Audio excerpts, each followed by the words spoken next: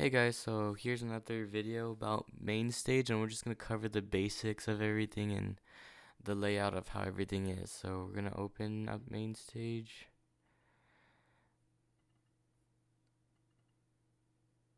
It's going to load. It's going to open up like this, and we're going to full screen it. And basically there's three things. This is your patch list. This is what you're going to work with, and this is the channel strips. And you can turn channel strips on or off by this button right here. And there's three, what's it called? Three modes in Mainstage, which are layout, edit, and perform. Layout is how you make your actual workspace, and how you do that is by like dragging certain screen control panels on like that, but we're not going to do that because everything's already good. And then perform mode, which is if you're at church or if you're at retreat and you're performing, you want it to be in perform mode so that you can see everything like big. So the first thing, when you open Mainstage, you should have certain things connected to your computer. So uh like recent MacBook Pros, they have 4 lightning ports, and you can convert those to USB. And so for one of them, it should be the computer's charger. For another one, it should be uh, the what's it called? The piano that you're using a USB B port. And then another one should be the Akai Mini, which we use, that Pastor Daniel also has. And then the fourth option is using an interface, but that's kind of expensive. So for now, we can just plug in a 3.5 millimeter audio cable and then connect that directly to our sound mixer. Alright, so first thing is when you plug it in, you'll realize that when you play the piano, it's not going to have any sound, and that's completely normal. And it's because when you go to layout, you're going to press the keys. It's going to look like this, and you need to select your MIDI port. And whatever your piano is, it should light up. But since I don't have anything connected, nothing's lighting up right now. And once you connect that, then you can see that once you press notes on the piano, it should correspond in edit mode. It should correspond to the notes being pressed as well. And also, you can have anything be assigned to anything. For example, you don't need an Akai for this to work. You can have anything else, even sliders, but you just need to assign those controls to what you have on your layout. For example, if you have an Akai board and it's not working, what you can do is you press one of them or on the screen like this, and you press the assign button, and the assign button will turn red. And once you move that knob, it will also start moving here, and that's when you know it's been assigned the right knob. And you can do that for anything. You can even assign piano notes to each one of these drum pads, but that would be very confusing. Yeah, so in edit mode, this is where we'll be most of the time before we're using Mainstage for worship. And basically, you can control anything from here. For example, all the mappings, which is what each button or knob does. And you can see how the setup is. And you can also edit your channel strips, which is what makes the certain sounds you're trying to create. And then in perform, you can also mess with the settings. The most important one is audio, and this is, I'm recording my screen right now, so it's at screen record, but you want to make sure that it's at whatever you want it to be, and usually it's built-in output if you're using a 3.5 millimeter audio. And yeah, you want to make sure that you perform in full screen and disable your screensaver in perform mode so that during worship, while someone speaks, your screensaver doesn't pop up and reset all these knobs that you have set already.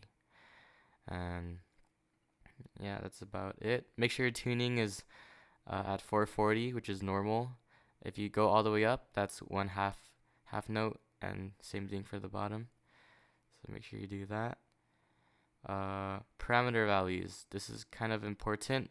Parameter values are where you set your knobs to be. You want to make sure it's reset to the saved value, especially for very generic ones, so that when you switch, it would go to whatever you saved it to. So let's say I change my piano to off. If I switch it back, it's going to come back to what I saved it to. So now we're just going to go through what every single knob and drum pad does in this pad. So the first one is kind of simple, piano delay on and off. So if you click it, or I didn't turn it on yet, you can see that the piano is just a normal piano, but if you click it, the piano will echo and delay in eighth notes. And you can tap your tempo, so if you want it to be faster, you can make it a lot faster. Or I don't think it's on right now. I'm not sure. Yes. So we'll go back to making it slow.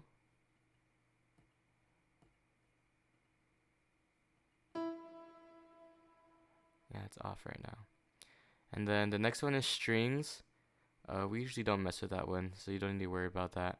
Master mute is turning everything off. So let's say we have pads going in C, and you want to mute everything really quickly. You press master mute, and everything that you have playing will turn off. So it's still on, but it's just not coming out of the main sound. And that's basically right here, the master switch, the main out. Master mute is on, so if you turn it off, everything will be working normally. And then if something goes wrong, and this sometimes happens if you have a very, very complex pad, it'll glitch sometimes, but that's really rare. But if that happens, you just press panic, and everything will revert to how it is saved. The MIDI will reset, so everything will work normally again. Previous patch is on the left. There's a patch list. If you press previous patch, it'll go to the one before it, and next patch is the opposite of that. And then drone, I already explained this in my other video, but I'll do it again. It's what causes the pads to fade in and out. So pads are on right now. If you want to turn off the pads, you press drone twice. 1, 2, and it'll fade out. And the reason you do it twice is because the first one makes it fade out, and the second one turns on pads again. So you won't forget to do it before you turn it back on.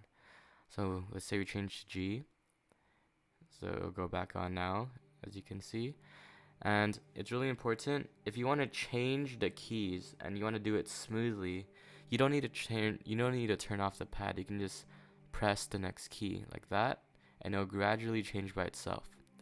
But make sure that you only press the key once. If you press it more than once, a lot of janky stuff happens that we can't control. So yeah, we don't want to do that. And next is the knobs, which are very important. And you can customize the knobs to be different for every single patch you have. But for our master piano, this is obvious. It's the level of the piano. And if you lower it, you can hear that it's more synth and strings.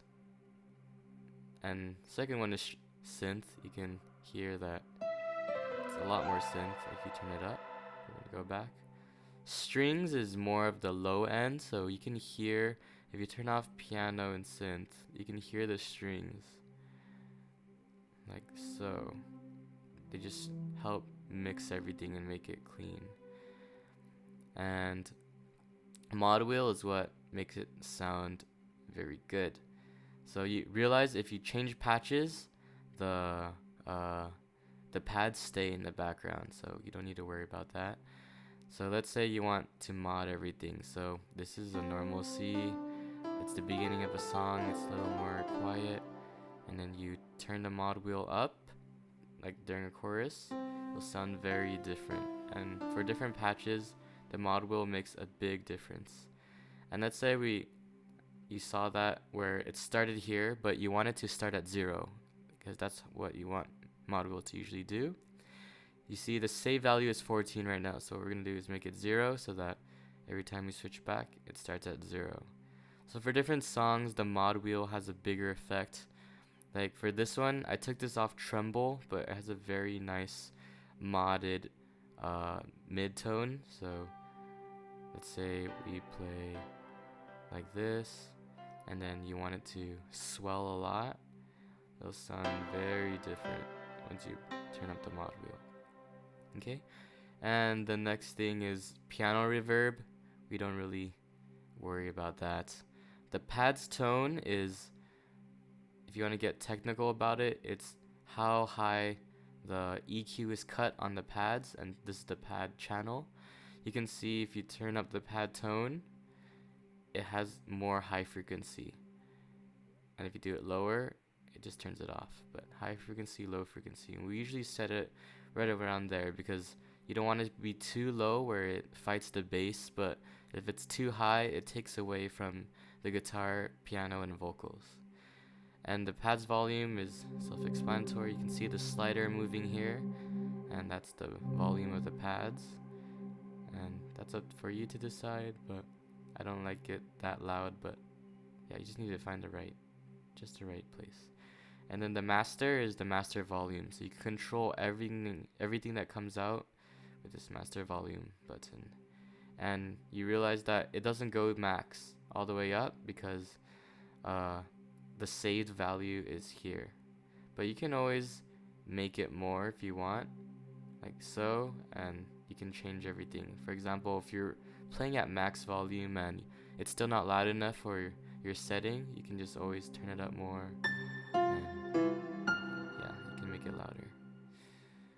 And another thing, oops, we're gonna go to edit. Let's say you don't want, or let's say you want this certain, you want Rhodes to be the whole piano instead of just after C. What you can do is you can go to layer editor, and this is exactly this, but below, and it's very specific. So you can drag instrument 11, which is Rhodes, you can drag that over, and you can see it changing on top over here as well to however much you want, but we're gonna put it back to the middle C and turn off drone, and there we go. That's how you use this patch. And remember, you can always add more patches and make different sets, different concerts for every single set you play. But I recommend that you make a copy of this patch first, since this can be your master concert, and then add different ones. Like for me, I have a different one for retreat and different Sundays where there's different songs in it. And to move, you can move it in different order, all depending on what songs you play. So yeah, that's about it. Oops, I don't know how that happened, but yeah, that's about it. So thank you for watching, and see you later.